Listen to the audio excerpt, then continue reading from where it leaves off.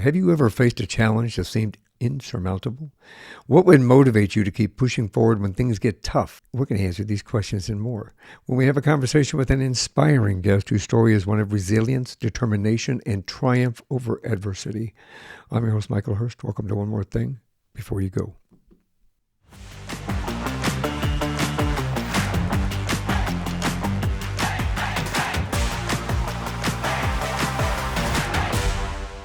My guest today, Ken Kunkin's journey began in 1970 when he broke his neck playing football for Cornell University. It left him almost totally paralyzed from the shoulders down. Despite this life-altering injury, Ken returned to Cornell to complete his undergraduate degree in engineering. He didn't stop there. He went on to earn a Master of Arts degree in education from Cornell and a Master's of Education in psychology from Columbia University. He became a nationally certified rehabilitation counselor and worked at Abilities Incorporated, providing vocational and placement counseling to severely disabled individuals. But he didn't stop there as well. Ken enrolled in Hofstra University School of Law, and he worked for over 40 years as a Nassau County Assistant District Attorney, eventually becoming a Deputy Bureau Chief. His memoir, I Dream of Things That Never Were, The Ken Kunkin Story, was published in 2023. It chronicles his incredible journey. Today we'll explore Ken's story, explore his motivations, his challenges, and his triumphs. And I am honored to have you on the show, Ken. Thank you, Michael, and thank you for having me as your guest. You know, it is, again, an amazing journey that you have been on, because a lot of people would have given up even before it got started. But I appreciate where you've come from and the opportunities for you to give back, especially to the community that needs it. And in your law career, we talked about that a little bit ago, working with the district attorney's office, we have just a little bit of something in common there, brotherhood. Right. I like to start things at the beginning. So where'd you grow up? I grew up in Long Island, in Nassau County, Long Island. And I might add, Michael, that I've had help every step of my way, both before and after my injury. Just so you know a little bit about my early life, my mother died when I was less than 1 month old. It was in 1950 during the polio epidemic. She unfortunately caught the disease and passed away before I was 1 month old. So after that, we moved in with my grandparents for a few years before my father remarried. So we've had help every step of the way from a very close-knit family that I've been fortunate to have. You know, it's interesting because we had this a little bit of a conversation before we started, and you know, I understand that journey. Sometimes it is difficult for those of you out there that are into it now or just beginning your journey. It's always important to understand that, you know, you have those around you that will help you, and they'll, you know, stand beside you when you need it. They'll hold your hand when you need it. They'll push you forward when you need it.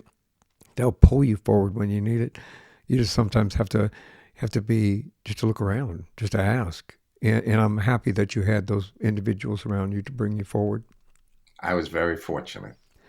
What I know you went to Cornell University. You said when I got your background and I did a little research on you, you went football. Excuse me. You played football for Cornell University. Is that what brought you there? Did you get a scholarship? No, actually, well, Cornell doesn't give out athletic scholarships. Mm. I went there because I was always very good in math. That was my best subject. And my high school guidance counselor said, if you're good in math, you should be an engineer. So with that advice, my brother encouraged me to apply to Cornell Oh. University. He's 2 years older than I am. He desperately wanted to go to Cornell and was not accepted.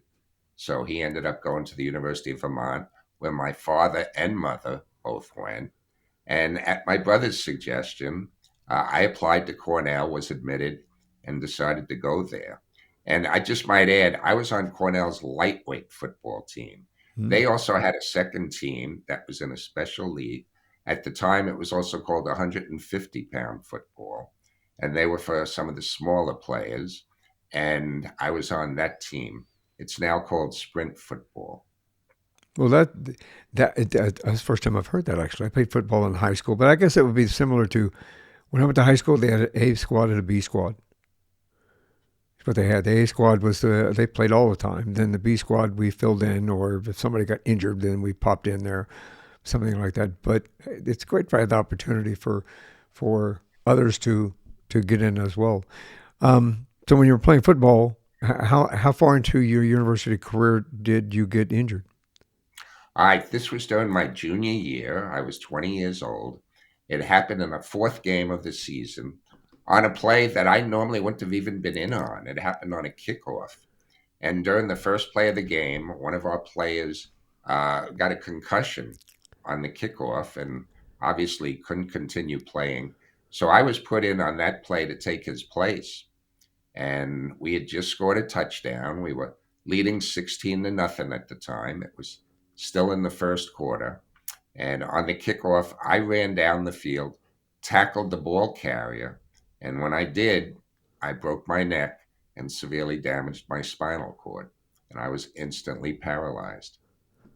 Can you? I mean, it's got to be kind of devastating at that time. Can you okay if we talk about that journey? Oh, absolutely.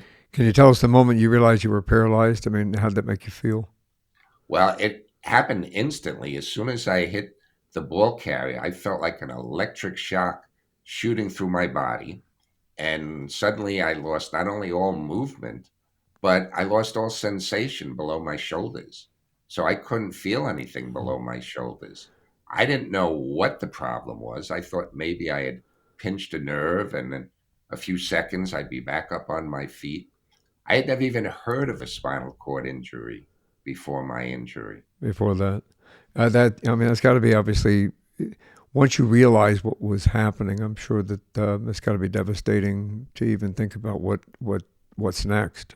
I mean, I can understand to a certain extent. I can understand because what happened to me. You know, I got we said earlier, and my audience knows. You know, when I got injured myself, and you know, I'm laying on my back there, and then there were like a bazillion things running through my mind at that time, and you know, one of them was obviously my family, you know, my kids, and you know, what am I going to do? What are they going to do? What's going to happen?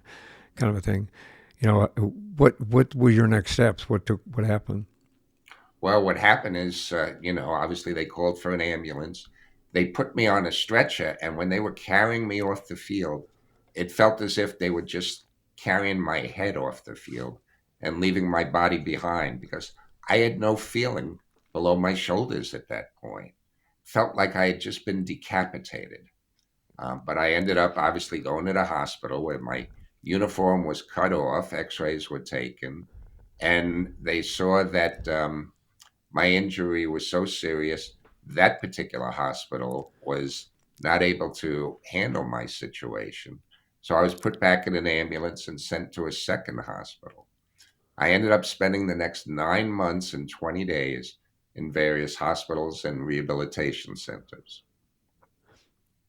That in itself is a journey. Having to get through all of that, and you know, I'm sure that what you were facing at that time was, what am I going to do with the rest of my life? Right. And, what was particularly depressing and demoralizing is the medical personnel just seemed hesitant to answer any of my questions. And I later got a hold of a pamphlet that the rehab center provided. And with somebody turning the pages for me, I learned that somebody with a condition such as mine, I'm hurt between the fourth and fifth cervical in the neck. The medical personnel seemed to think the best that I would ever be able to do would perhaps be someday able to sell magazine subscriptions over the telephone. I was devastated when I saw that.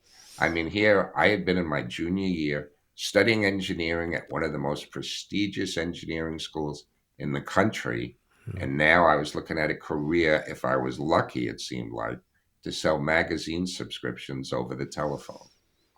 Yeah, that's. I think that you know during that time period, it's. I mean, obviously things have evolved a little bit since then. They've got more technology, more opportunity for us. Those of us that get injured to be able to have a better understanding, and the transparency, I think, is a little more Yeah, available I to might us. add that at that time, there weren't even touch tone phones. They were Yeah. rotary phones, which I couldn't dial. And this was certainly well before there were laptop computers. Yeah. So I didn't think I could even do that job of selling magazine subscriptions over the telephone. Yeah, because you couldn't dial, and yeah, that, I mean, obviously that in itself, I think would it's challenging both mentally, not just physically, but it's also challenging mentally because again, what are you going to do? What am I supposed to do? How am I going to do this? How's my life going to go forward? Um, at that time, may I ask when did you meet your wife? I met my wife almost 50 years, about 50 years after my injury. Wow. It was just under, and I had put an ad in the newspaper looking for a personal care attendant to help me on weekends. And I was fortunate that my wife responded to the ad. And I fortunately made the decision of hiring uh, my wife to help me on weekends. Actually, it wasn't 50 years after I was hurt, it was 30 years after I was hurt. So I met my wife.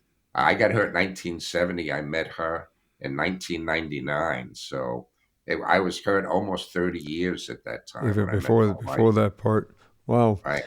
That's yeah, but look where you're at now. What a wonderful opportunity for you and your wife. That's pretty cool. You have kids. Yeah, well, that's an interesting story as well. When I met my wife, she indicated that when our relationship turned into a romantic relationship, we decided that we'd get married, and she told me she'd like to have my baby, not just a baby, my baby. She said she wanted to see a little Kunkin running around our home. Now, this really seemed impossible. At the time, I had been paralyzed for more than 30 years by then, and I was already in my 50s. So we researched various options, and we learned that through in vitro fertilization, it may still be possible for me to father a child. So we pursued in vitro fertilization, and through the miracle of science, Anna became pregnant.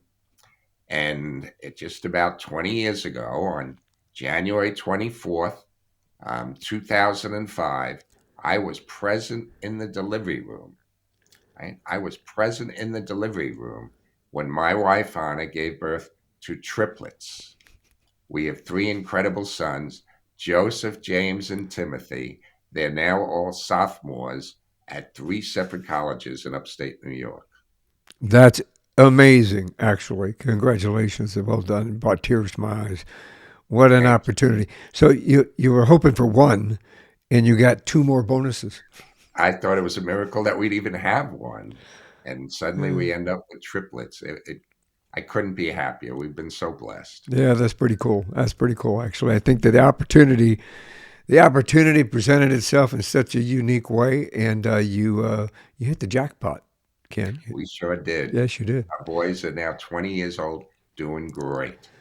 Well, what motivated you to return to Cornell and complete your undergraduate degree? I mean, I'm probably backtracking a little bit, but if you don't mind, I was thinking about this earlier because you went back. I went back to school, after I got all my stuff taken care of, and I realized that my journey was going to continue. I went back to university and got a bachelor's and finished my bachelor's, and then got a master's degree.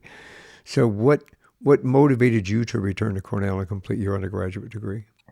Well, I had a vocational counselor at the Rusk Institute where I did my rehab who encouraged me to, recognize obviously that due to my physical limitations, I needed to make the most of my mental abilities.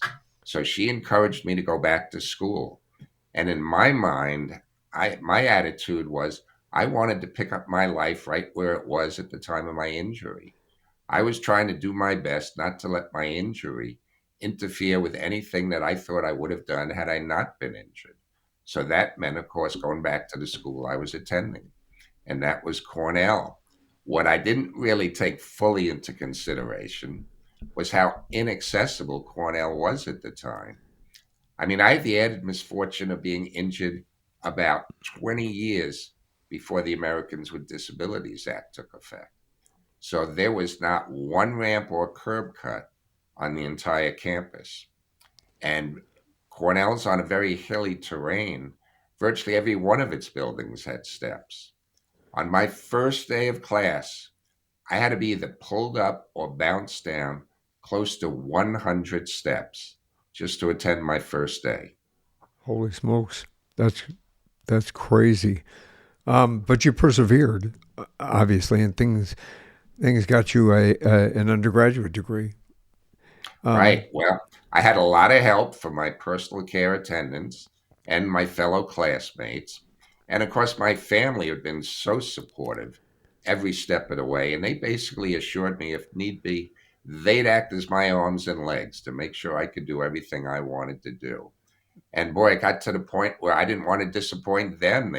mm, They were so yeah. helpful and so encouraging that I decided I really had to do everything I could do to make something of my life. Now, Well, my family was not with me at Cornell at the time, certainly not my first year when I went back, but through a lot of help, in 1973, I became the first quadriplegic to ever graduate from Cornell. oh, that's amazing. Congratulations on that. What an Thank achievement. I mean, obviously, to manage both the physical and the emotional challenges during all of that, I'm sure were were difficult. I mean, I under I in no way can compare my journey to yours, but I understand the challenges of being in a wheelchair, the challenges of those accessibility routes and having to require help from other individuals in getting through daily tasks and through everything that you have to do. So I admire that very much. I think that the physical, the emotional opportunities for you that had to be a very satisfying day when you graduated. It sure was. And, I might add, during this time, I was still just trying to get used to my new physical condition. Yeah, I went back to Cornell just 11 days after I was discharged from the hospital. So, there was quite a lot of adjusting going on during that time period. And, I was so worried just about going up and down all the steps to get to yeah. my classes. It was difficult to pay attention to my lecturers once I arrived there. Yeah, I Um, can imagine that.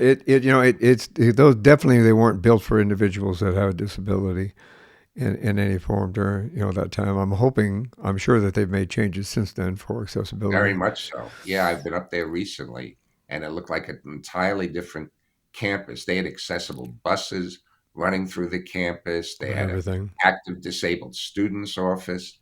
Oh, They very cool. had um, ramps to every building that needed it. Totally different campus right now. So when you graduated, I know that you pursued a career in rehabilitative counseling. Did you go there first, or did you go back to in? Because I No, what want happened while I was at Cornell, I think it really became clear. Even though I graduated with a degree in engineering, engineering really didn't seem like a viable field for me. I mean, this was well before there were laptop computers, and it was really difficult for me to function as an engineer. But, I had a psychology professor at Cornell who took an interest in me, and he encouraged me to pursue a career in psychology and as a counselor. So, with that advice, I decided to stay on at Cornell, and I earned my master's degree where I majored in counseling and student personnel administration. And I became the first quadriplegic to earn a graduate degree from Cornell as well.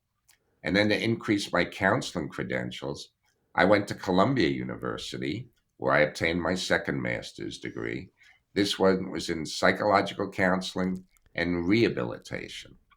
And now, with two degrees from Cornell and one from Columbia, I decided to look for a job in the rehabilitation counseling field.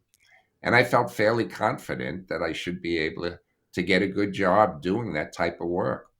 Well, I looked for a job for a year and sent out more than 200 resumes. It seemed in the mid 70s, everyone felt I was just too disabled to work. Finally, I found one organization willing to give me the opportunity to show what I could do. And that organization was Abilities Incorporated, which is part of what's now called the Viscardi Center. And they're located on Long Island, New York. where I was hired to work as vocational rehabilitation counselor for other individuals who had severe disabilities. You know what? It unfortunately, I think that at least back then, uh, fortunately and unfortunately, fortunately, you were able to find someone that believed in you and that was able to recognize that you are more than just an individual that's in a wheelchair, an individual that is disabled, that an individual that needed an opportunity. They saw something within you that allowed you to be able to inspire others and motivate others and let them know that they are not alone and that they have the opportunity to expand their own selves, their own needs, their own abilities to go out and do the same thing that you just did. Because obviously, you took something that was completely at the opposite end of triumph. You took tragedy and turned it into triumph. And you did it in such a way that it allows you to motivate and inspire other individuals with that. Thank you. I was fortunate that the founder of the Viscardi Center, Dr. Henry Viscardi Jr., had a disability himself. He was Mm, basically born without legs and walked on prosthetic legs. And he dedicated his life to helping other people with the same thing. disabilities get the proper schooling as well as to get employment. So his facility was geared towards helping people with disabilities find employment. I was very fortunate Yeah, that's to pretty come in cool. contact with him and be hired there. Yeah, that's very cool. What got you into law? That's an interesting story as well. Um, my job duties at the center were expanding the longer I was there. And one of the things that they had me do was to go out and speak before groups and organizations concerning affirmative action and non discrimination for people with disabilities. And often after my talks, I would be asked questions. And while I'd certainly do my best to answer those questions, I was always very careful to caution the questioners they should really speak with a lawyer about their concerns. And I guess it didn't take long before I started to think, there's no reason why I couldn't become that lawyer. So I left the Senate to go to law school. And in fact, my older brother, Stephen, at the time was a lawyer. He was working as a defense attorney for the public defender's office.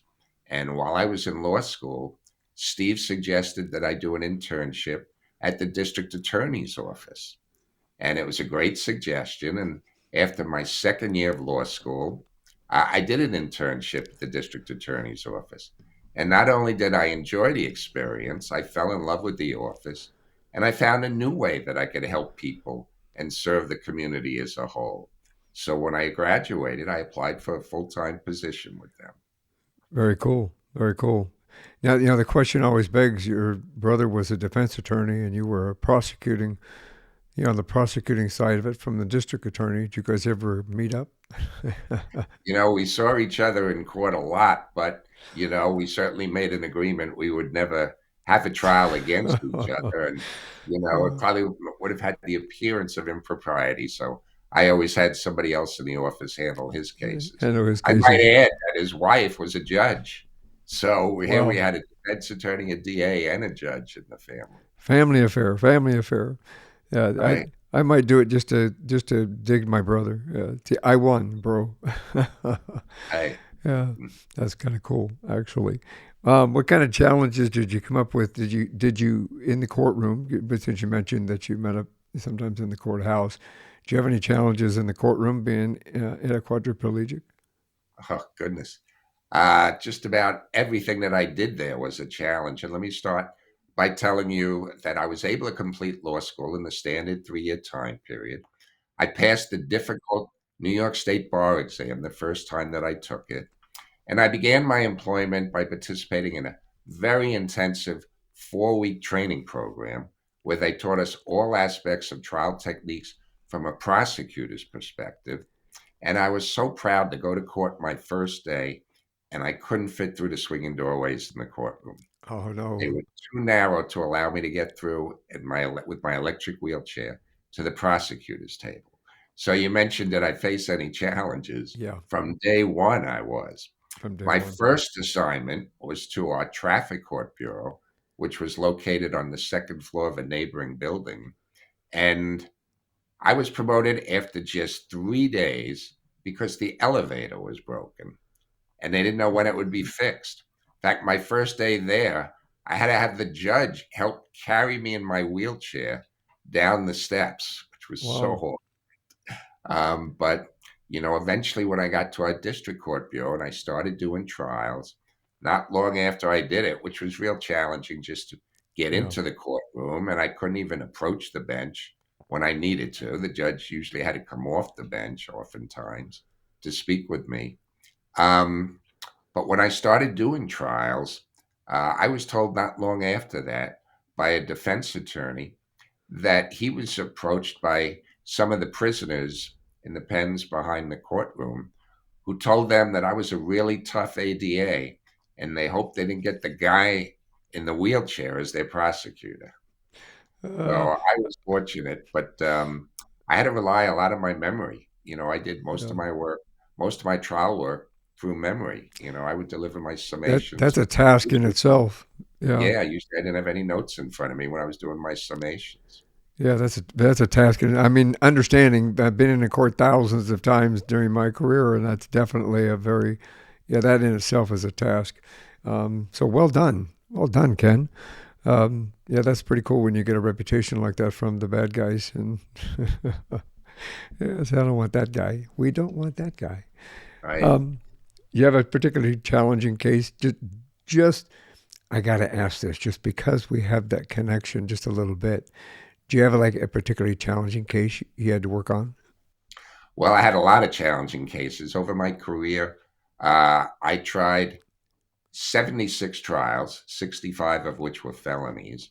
I did 118 pretrial hearings, and I Wow. presented 252 cases to the grand jury. But let me tell you the aftermath of one of my trials. I tried an individual who had previously been convicted of a felony. He was somebody who'd been in trouble a lot in the past and had a violent background. And during my trial, he was convicted of a Class D felony in New York, but he remained out of jail pending sentence.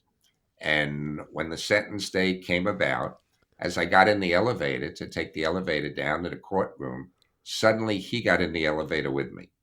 And now we're alone in the elevator, just he and I, and there's nothing I could do. I'm virtually totally paralyzed. And he says to me as we're riding down the elevator, I have a proposition for you. If you don't send me to jail, I'll agree to work as your personal care attendant for a year. I couldn't believe it. I wonder how many of my personal care attendants felt working for me for a year would be the equivalent of going to jail for a few years.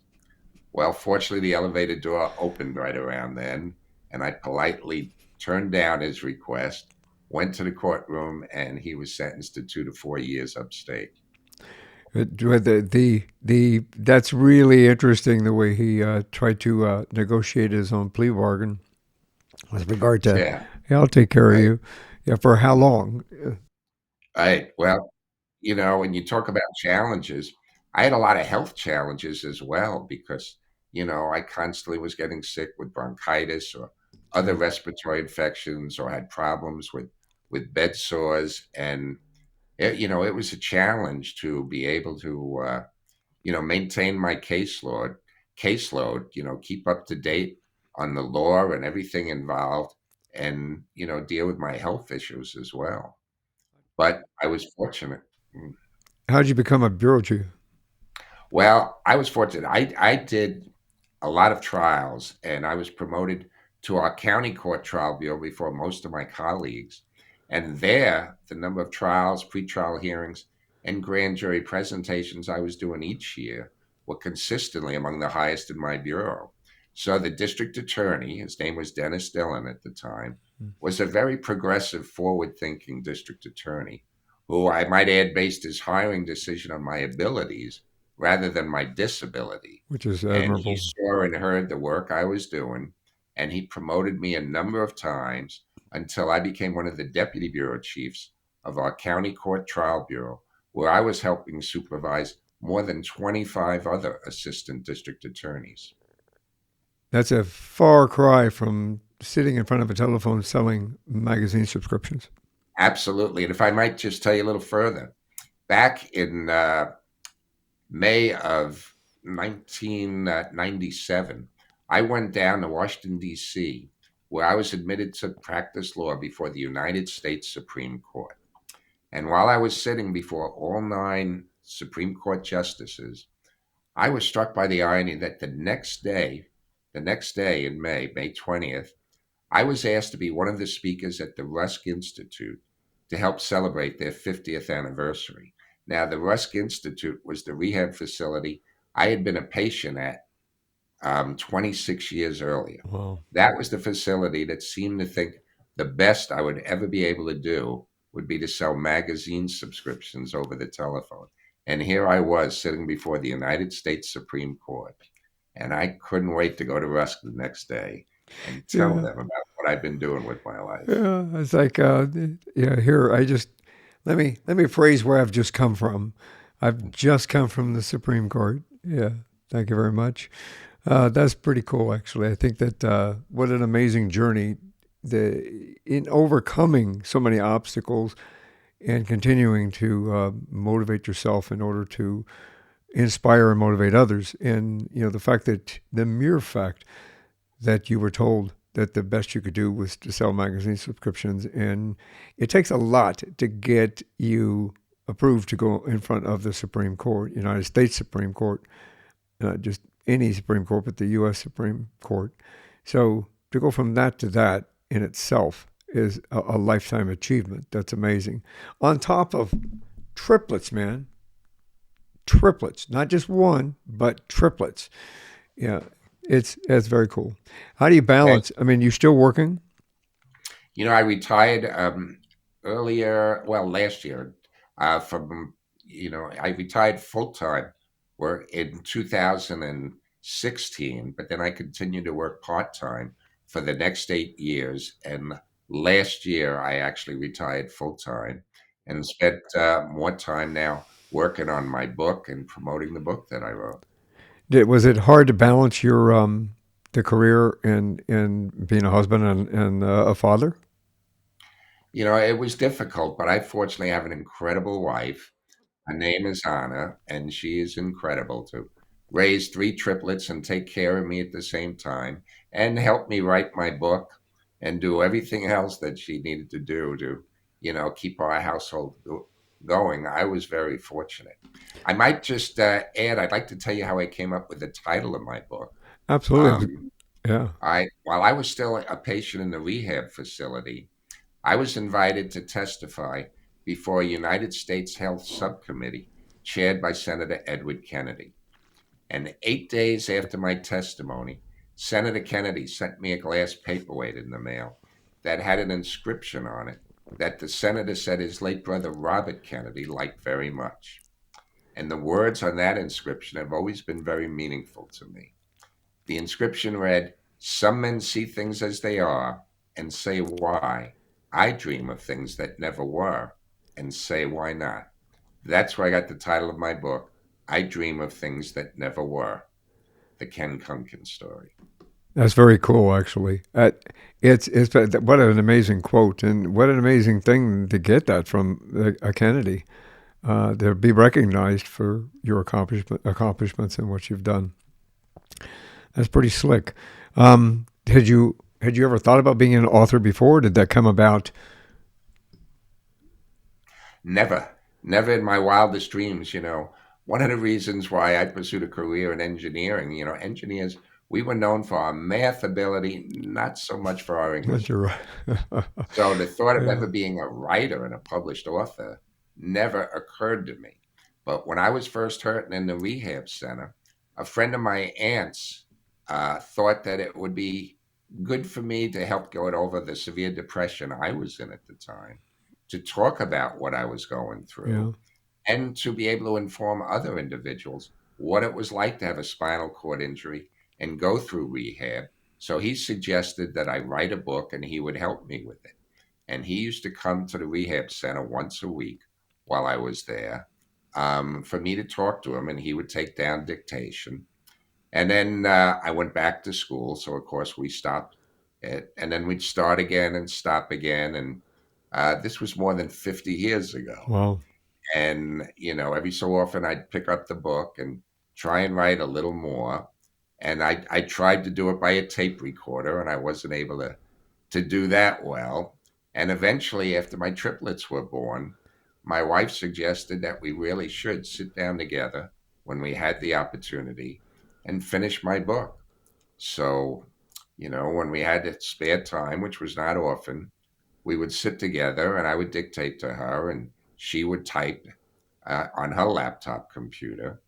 And eventually, when I retired full time, it gave us more opportunity to work on the To, book. well, So my book was started more than 50 years ago and finally published and finally last year. published. Well, thank you, Anna. Right? In more ways than one, actually. You Yes. bet. You It bet. the love of our lives obviously are an amazing thing within itself. My wife and I have about 35 and a half years together, and between that and our kids too, I am eternally grateful for all three of them and helping me through everything that I've been through. So the importance of family and the importance of those that love you around you to help you through things and to be there is immeasurable.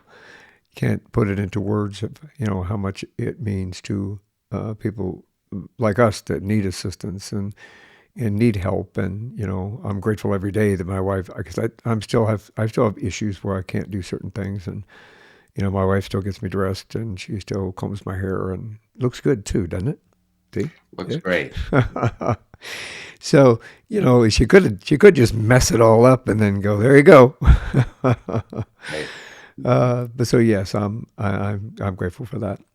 Let's talk a little bit about your book. So it's 50 years in the making, and it's basically your life story. So it's a lot. Some of what we've spoken about here. What else can somebody find within that book to help them, to inspire them, to motivate them to understand that you're not alone and that you do have hope, and there is one more thing.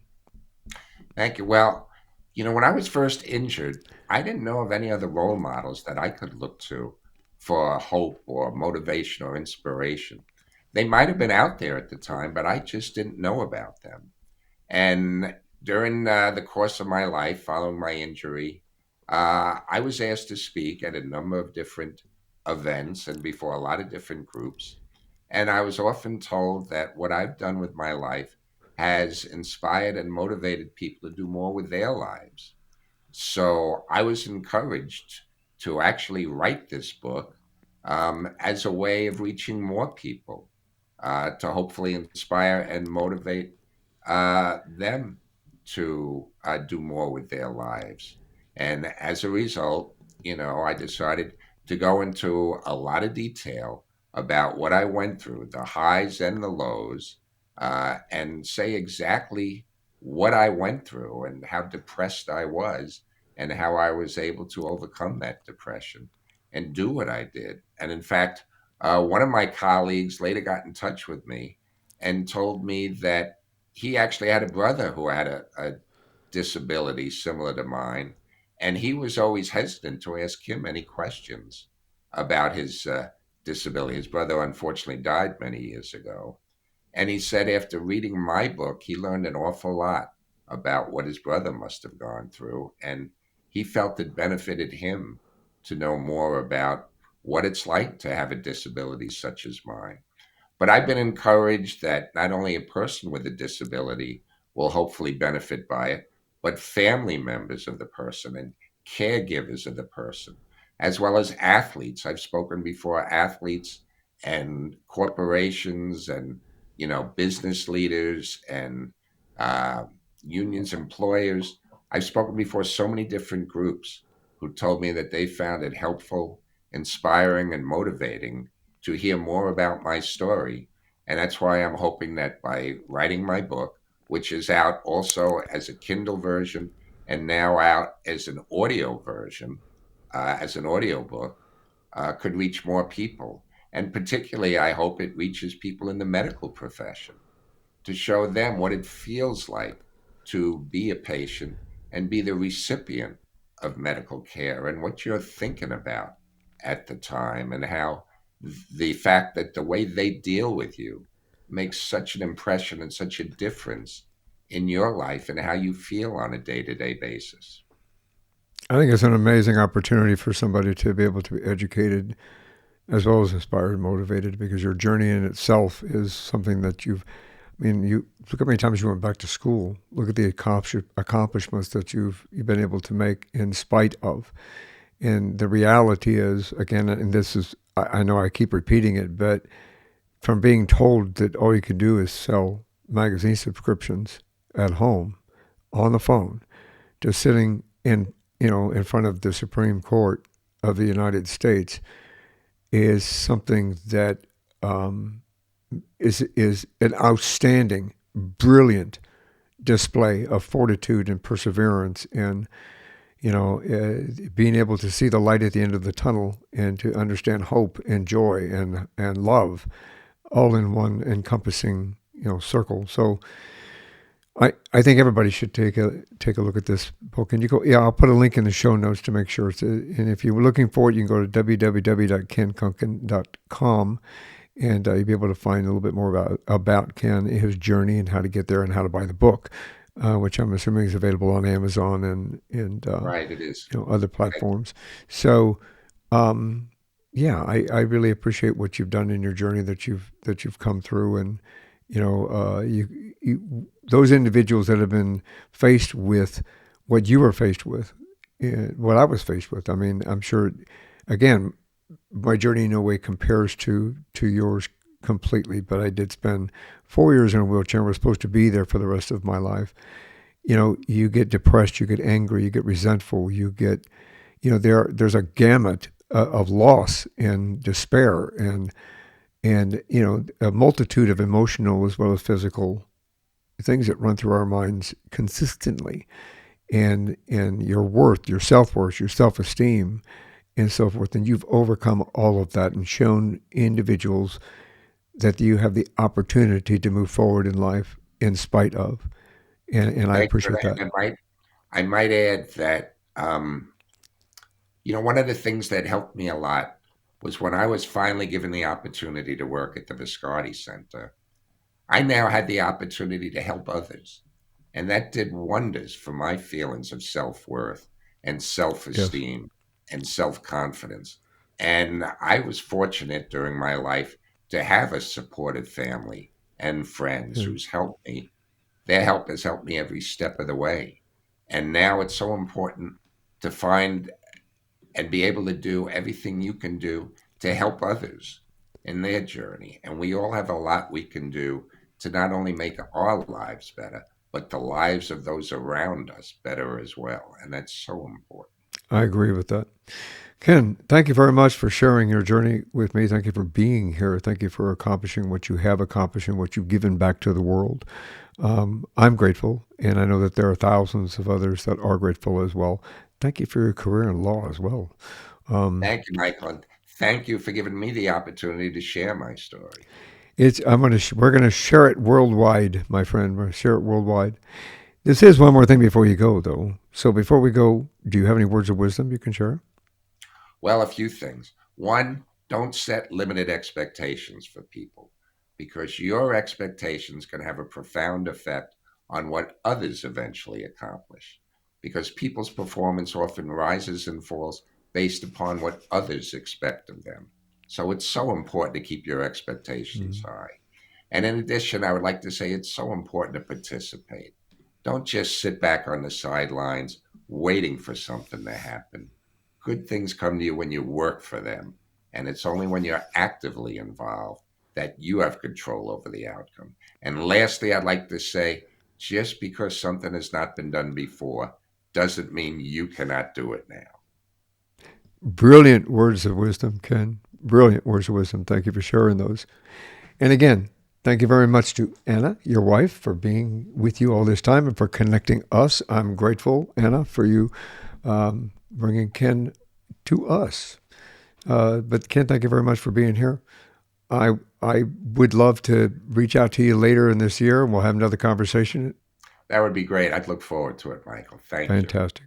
So for everyone else out there, one more thing before you all go. I hope that you have a wonderful day, a great week, and thank you for being here.